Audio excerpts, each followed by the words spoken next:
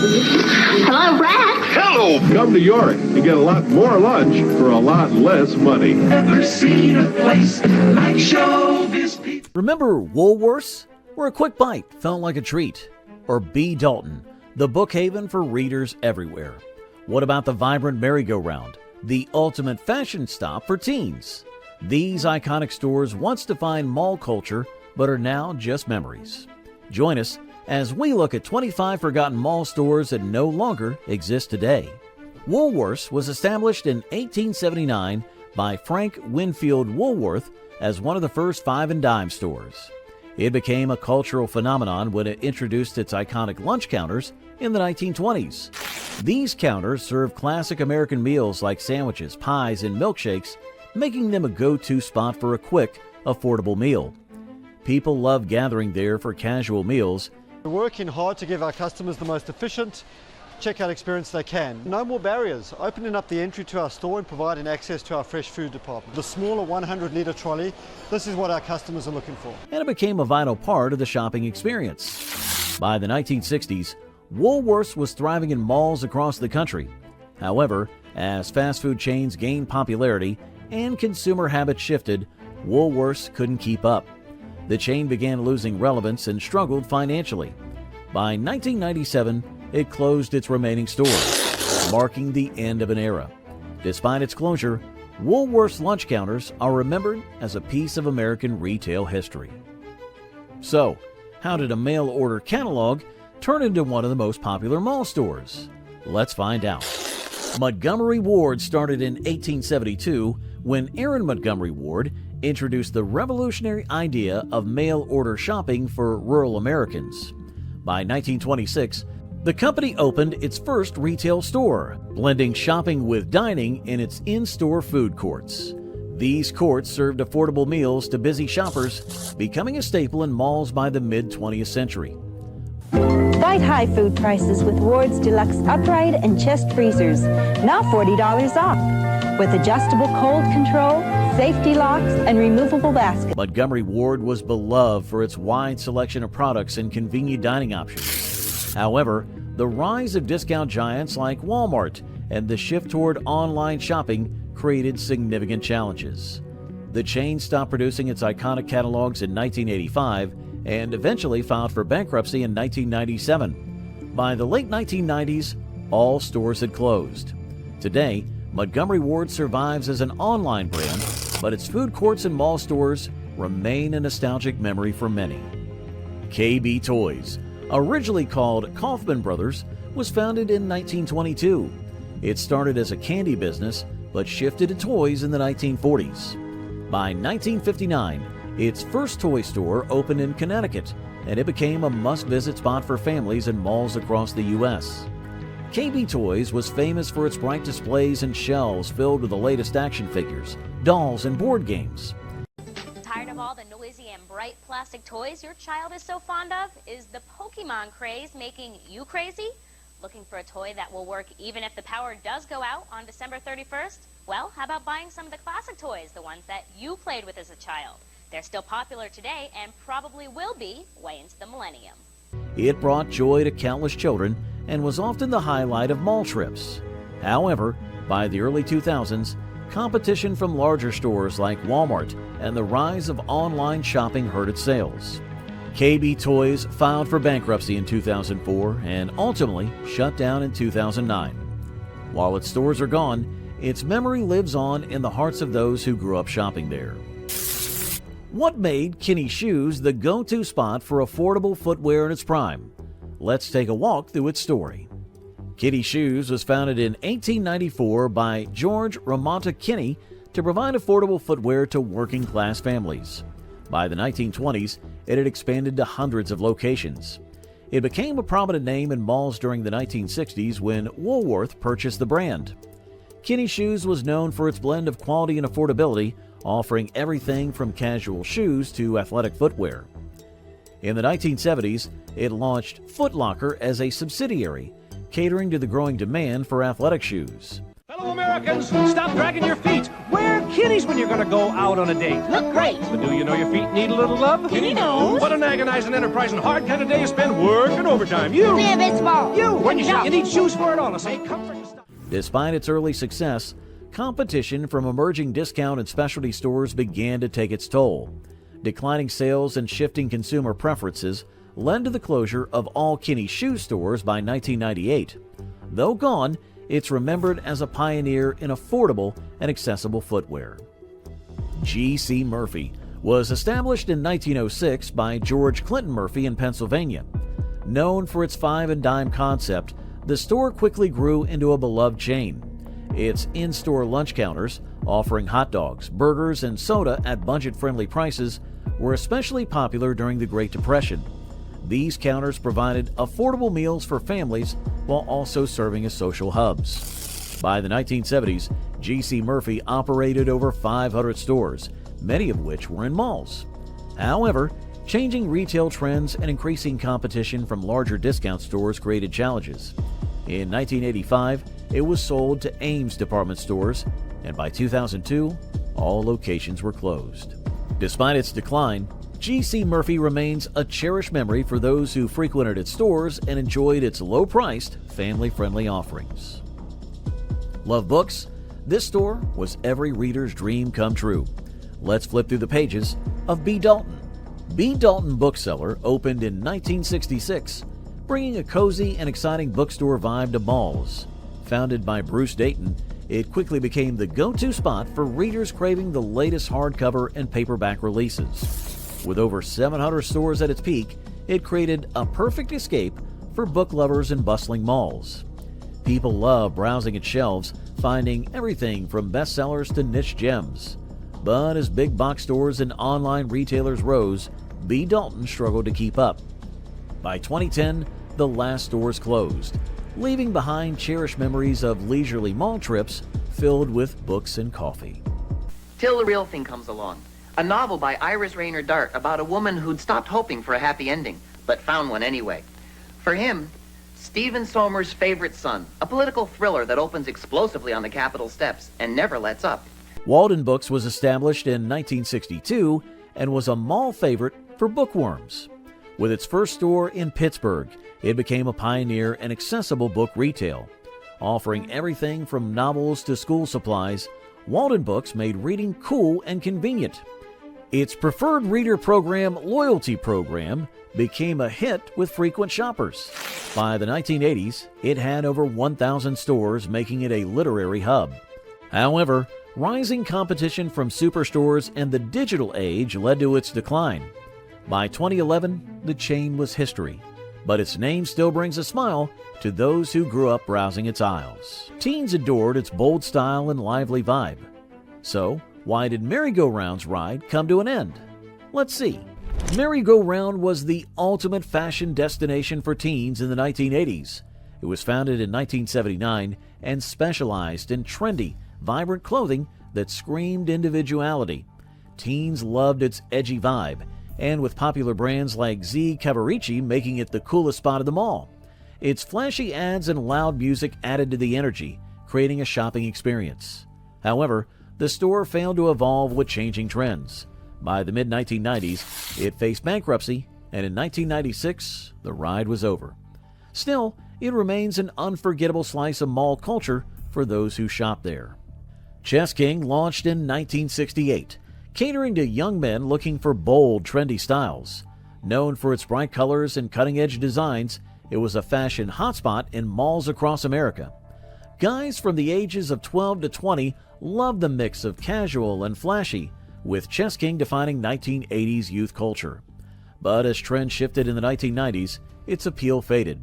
New ownership under Merry-Go-Round couldn't save it, and by 1995, Chess King was no more. Despite its closure, it's fondly remembered as where many young men found their first cool outfits. Remember browsing for CDs and discovering new music?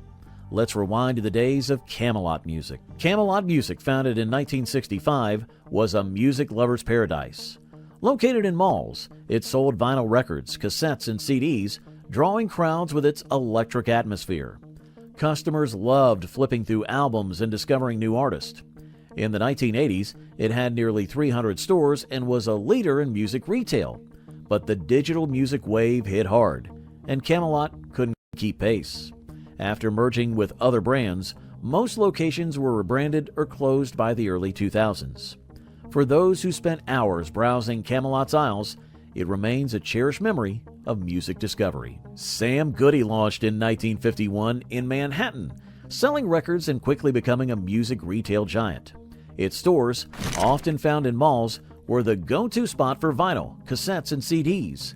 Music lovers adored its wide selection and in-store events featuring artists. By the 1980s, it had over 800 stores, solidifying its mall presence. However, the rise of digital music and online stores made physical music retail obsolete. Sam Goody filed for bankruptcy in 2006, and most stores were branded or closed. Despite this, it holds a special place in the memories of those who love flipping through its shelves for hidden musical gems. What made its catalog showroom model so unique? Let's explore the world of service merchandise. Service merchandise opened in 1934, pioneering the catalog showroom model. Customers loved browsing products and having items retrieved from the warehouse. By the 1980s, its stores, including its mall locations, offered everything from electronics to jewelry. Shoppers appreciated the mix of quality and affordability. At its peak, it had over 400 locations. But with the rise of big box stores and e-commerce, its unique format lost its appeal. The chain filed for bankruptcy in 2002, ending its retail journey. Service merchandise remains a nostalgic name for those who enjoyed its unique shopping experience. It was a haven for gadget lovers, but what went wrong? Let's take a closer look at Radio Shack. Radio Shack, founded in 1921, became a tech enthusiast's dream, selling radios, gadgets, and DIY kits. Its mall stores thrived during the 1970s and 80s, offering everything from electronics to the iconic TRS-80 computer. Shoppers loved the hands-on experience and knowledgeable staff.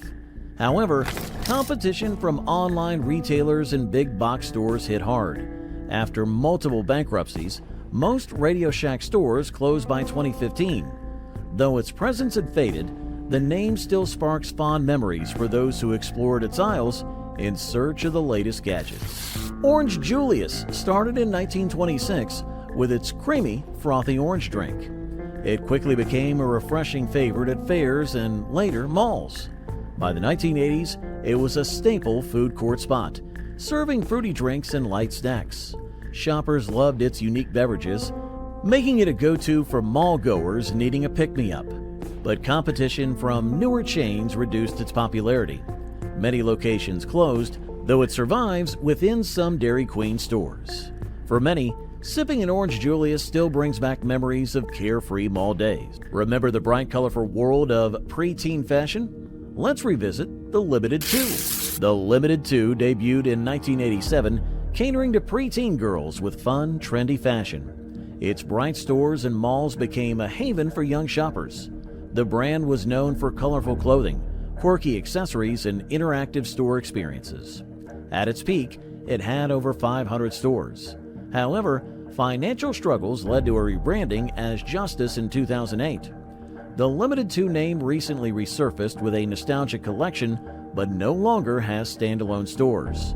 For millennials, it remains a cherished part of growing up during the mall's golden age. County Seat, founded in 1973, was a denim lover's dream. Focused on affordable, stylish jeans, it became a hotspot for teenagers in malls nationwide. The stores carried popular brands like Levi's and Guess, catering to the booming denim trend of the 1980s. Its matte black interiors and vibrant displays created a trendy shopping vibe that resonated with young shoppers. During the mid-1990s, competition from larger retailers and changing fashion trends hit hard. County Seat filed for bankruptcy in 1996, and by 1999, all locations had closed. Despite its appearance, it remains nostalgic for those who spent weeks hunting for the perfect pair of jeans. Trendy men's fashion had its peak here. So what happened to Structure? Let's find out. Structure emerged in the 1990s as a stylish men's clothing store under Limited Brands. Known for its modern, European-inspired designs, it quickly gained popularity in malls. guys loved its sleek casual wear and trendy suits, catering to young professionals and college students. By 2000, it merged with Express to create Express Men, signaling the end of the standalone Structure brand. In 2003, Sears briefly revived the name but failed to regain its former glory. For many, Structure remains a symbol of mall fashion during the height of the 1990s. Bugle Boy launched in 1977 and brought stylish casual wear to the masses. Best known for its iconic parachute pants, it captured the breakdancing craze of the 1980s. Its jeans and shirt were a hit with young shoppers looking for affordable, trendy fashion.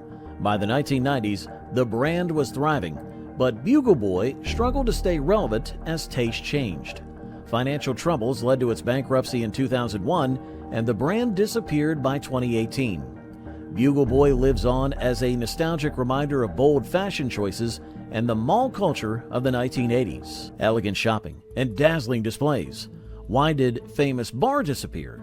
Let's uncover its legacy. Famous Bar, a department store born in 1911, became a cornerstone of shopping in St. Louis.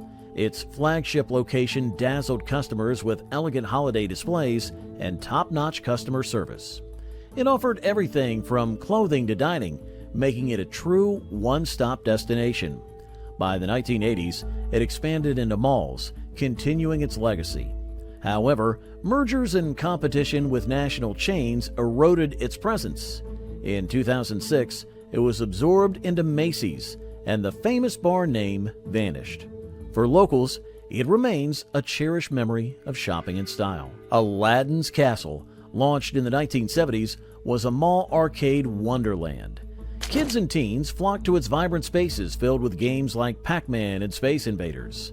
The immersive experience, complete with plush carpets and flashing lights, made it a social hub. At its peak, it had over 300 locations, providing endless fun for mallgoers. However, home gaming consoles and declining mall traffic caused its downfall. By the early 2000s, Aladdin's Castle was no more. For those who grew up visiting, it remains a magical memory of gaming's golden age. Quirky, fun, and unforgettable. What happened to Spencer Gifts? Let's peek inside its history. Spencer Gifts opened its doors in 1947, starting as a mail-order novelty store before transitioning to physical locations. By the 1960s, it was a mall favorite, offering quirky gag gifts, funky home decor, and party supplies that teens and young adults couldn't resist. Its stores were always buzzing with vibrant displays and bold, humorous merchandise.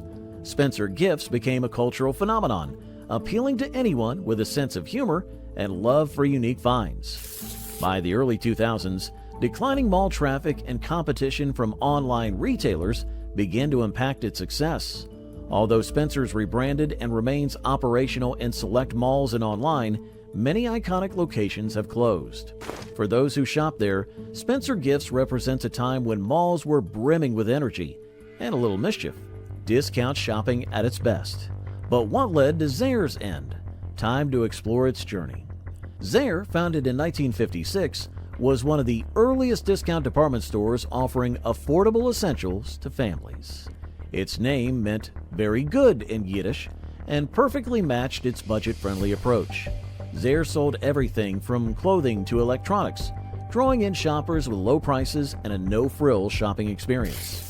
By the 1980s, Zayre operated over 1,000 locations, many in malls, making it a go-to store for value seekers. However, competition from emerging giants like Walmart and Target and operational struggles began to take a toll. In 1990, Zayre was rebranded under Ames Department Stores, effectively ending its run. While Zayre no longer exists, it paved the way for modern discount retailing and remains a nostalgic name for shoppers of the past. Casual Corner opened in 1950 to provide stylish yet affordable sportswear for women. Its founders envisioned a friendly shopping space where women could browse at leisure, an innovative concept at the time. Over the decades, Casual Corner became a mall staple, catering to working women and college students with its chic yet accessible clothing. Since the 1980s, it operated over 800 stores and introduced sub-brands like Karen Charles for conservative styles and Antics for juniors. However, As fast fashion giants emerged in the 1990s, Casual Corner struggled to keep up. By 2005, the brand had filed for bankruptcy, leading to the closure of most stores. For many, Casual Corner remains a fond memory of finding the perfect outfit during the golden age of malls. Affordable, fashionable finds were everywhere, so why did it vanish?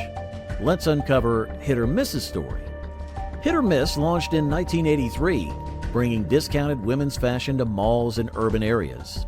It became known for offering stylish brand-name clothing at prices significantly lower than department stores.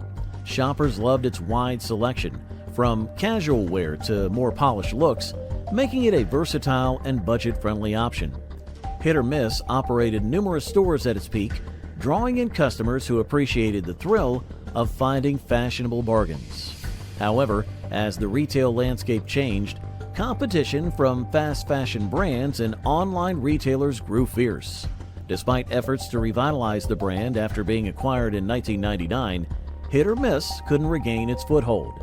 Eventually, the chain disappeared, but it still holds a special place in the hearts of those who love finding deals on stylish clothing. Casual, trendy wear defined this store, but its tale ended in a tragic downfall. Tops and Trousers, founded in the 1970s, brought casual, affordable fashion to malls across the U.S., specializing in comfortable, everyday wear for women, and it quickly became a hit. The stores offered a variety of tops, trousers, and casual dresses that appealed to shoppers looking for style without overspending. Its vibrant layouts and accessible pricing made it a go-to for youthful shoppers in the 1980s.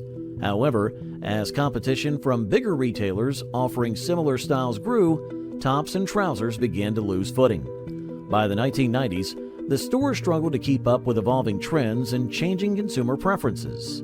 Eventually, all locations closed, marking the end of its run. For those who shop there, Tops and Trousers remains a fond reminder of when malls were the ultimate shopping destination.